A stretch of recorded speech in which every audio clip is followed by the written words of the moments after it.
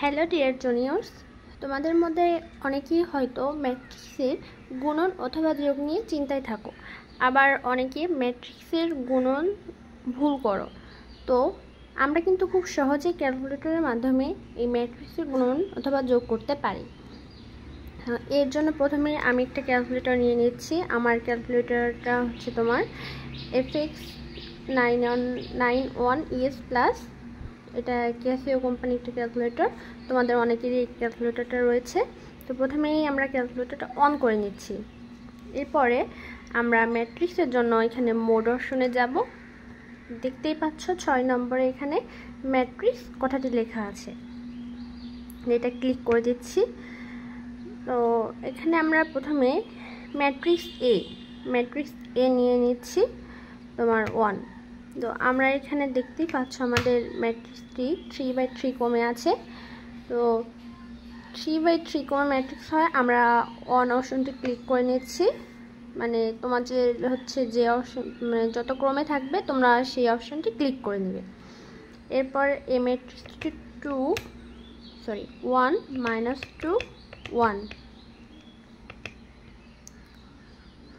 2 3 - 1 5 2 1 এটা আমরা উঠিয়ে নিলাম ক্যালকুলেটরে। এরপর এই এসি অপশনটা ক্লিক করছি। পর আবার মোড অপশনে গিয়ে এই ম্যাট্রিক্স অপশনটা ক্লিক করে আমরা আরেকটা ম্যাট্রিক্স নেব। ম্যাট্রিক্স হচ্ছে বি। তো বি হচ্ছে আমাদের 3/3 কমে আছে। যদি অন্য ক্রমে থাকে তোমরা তোমাদের সুবিধা মতো সেই ক্রমটা সিলেক্ট করে নিবা। এরপর আমরা অন অপশন আবার ক্লিক করছি। এরপর ম্যাট্রিক্সটি উঠিয়ে নিচ্ছি।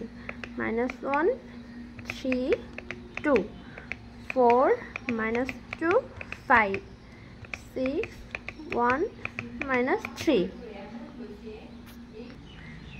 এরপর আবার আমরা এসি অপশনটা ক্লিক করছি। এখন শিফট অপশনে গিয়ে আমার এখানে একটা অপশন লেখা আছে 4, এখানে ম্যাট্রিক্স, এটা ক্লিক করে আমরা দেখতে পাচ্ছি বিভিন্ন অপশন এখানে আছে। তো আমরা ম্যাট্রিক্স এ নিয়েছিলাম, এ কারণে 3 নিব ইনটু ম্যাট্রিক্স এরপর আবার হচ্ছে আমরা শিফট ক্লিক করে 4 ক্লিক করব। এরপর ম্যাট্রিক্স বি যেহেতু গুণ করছি সেহেতু ম্যাট্রিক্স বি এর জন্য 4 নিব।